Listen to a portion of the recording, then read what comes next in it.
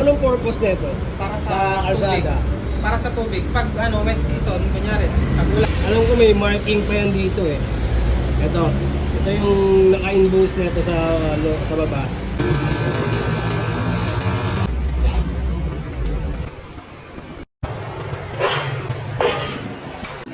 Hi guys, magandang hapon. Nandito tayo ngayon sa 01 Moto Preview. May bibidyoan tayong isang brand ng gulong kung paano nila i-process, magtanggal at magkabit. Tara, punta natin.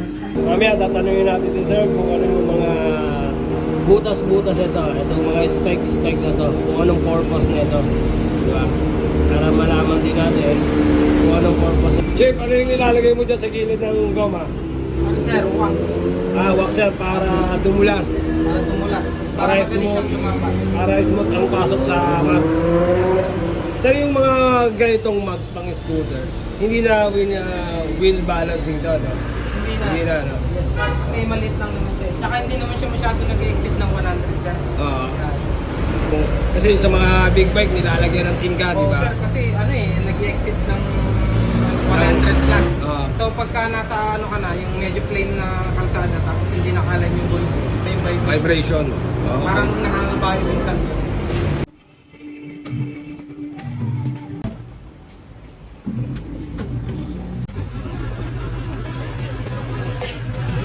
Tanong ko lang, itong mga butas-butas na to, parang thread na to, anong purpose nito?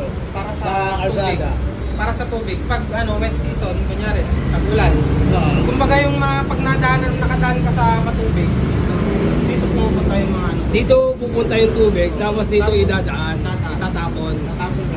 Kumbaga bibiyakin niya yung tubig, sir. Bibiyakin niya. Oh, ito ang purpose na itong mga spike na to. Yun ang Yan ang purpose pala na itong mga groove na to. Daan mo sa matubig na lugar.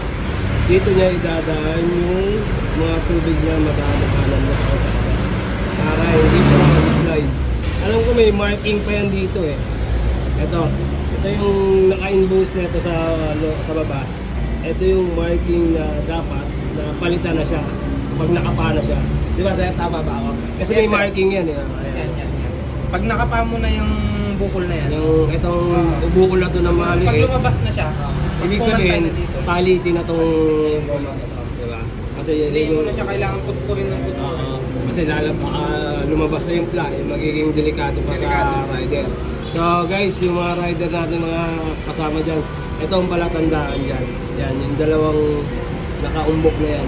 Pag nakapa mo sila, ibig sabihin, manipis na yung palitingan.